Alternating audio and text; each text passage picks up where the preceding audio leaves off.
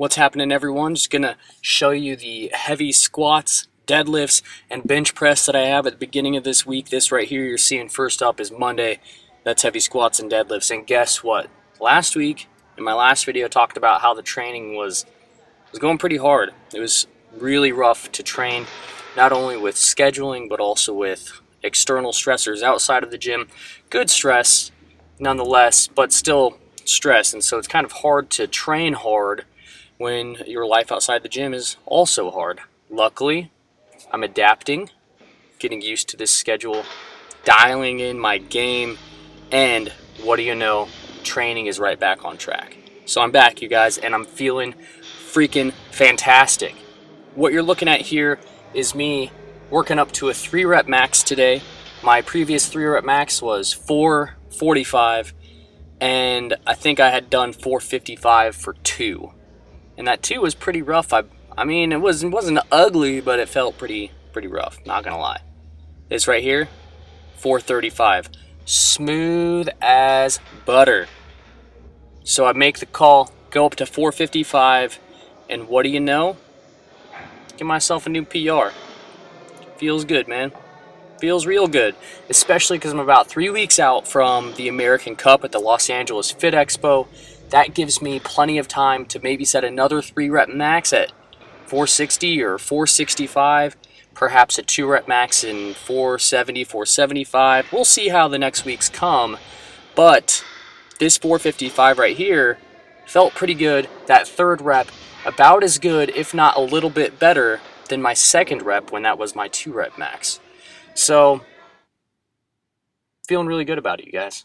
And that is a great demonstration of how I like to progress my training. Not simply by getting a new rep max, but also by improving my rep maxes. So I know if I can get my 5-rep max up 10 pounds, guess what? My 3 and 1-rep maxes have probably gone up as well. Or if I can turn a 2-rep max into a 3-rep max, into a 4-rep max, and so on and so forth, I know my 1-rep max has also gone up accordingly. So this right here is 535. Smoke this for 3 reps. But I had done 535 previously for a 3-rep max on my deadlift, and I was feeling good. It wasn't the most beautiful deadlift, so it was a little bit slow on that 3rd one, but it still felt really good. Look around a little bit, hold on to it, feel the weight, become one with the weight. Love the weight. Not in that way, that's gross, you guys. You don't love the weight like that. That's inappropriate. There's children watching this. This right here, 545. Make the call after I set that 535 down. I was like, you can't just tie your old 3-rep max when you feel this good. You got to get a new one. So I went up 10 pounds, a modest increase in weight, pull it for 3 reps. New 3-rep max on the squat and deadlift in the same training session. That's a 10-pound PR on each of them. Feeling fantastic. Got to practice the showboating. You know, all about that training specificity. The closer you get to showtime, closer you get to that platform, the more you got to showboat. I mean, that's training specificity right there. You got to get your showboat game dialed in. You can't not rehearse an end zone dance and then get into the end zone and not know what you're doing. I'm just saying, you got to practice your steps. You got to practice your steps. Training specificity, science. So this right here is Tuesday, heavy bench day. Lately, my hand has been feeling pretty bad. My right hand feels like it might be bruised or something like that, and it's hard to even hold the bar in my hand without feeling a small amount of pain. But you know what? Threw the wraps on super tight this day. Last week I was struggling with 315 for 1, got 325 for 1, and they were both really painful.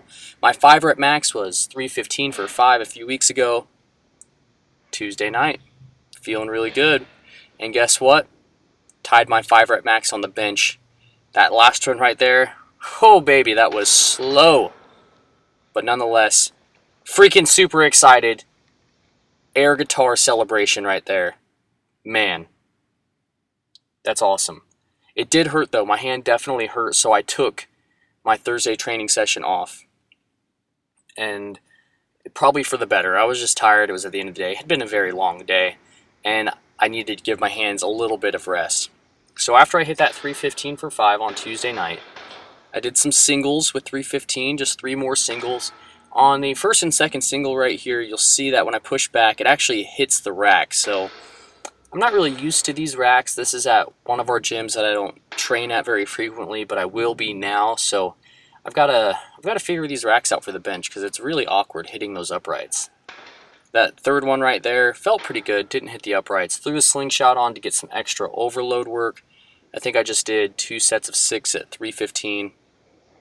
And these felt pretty good. Didn't want to go too heavy because, again, my hand was hurting pretty hard. And I've talked about this previously in my other videos. Using my slingshot, I know if I can get it for 4 or 5 reps, I can hit it for 1 really clean. So these 2 sets of 6 just reconfirms that even with my hand injury, I could probably get 315 for a paused single in competition. That wouldn't be a PR.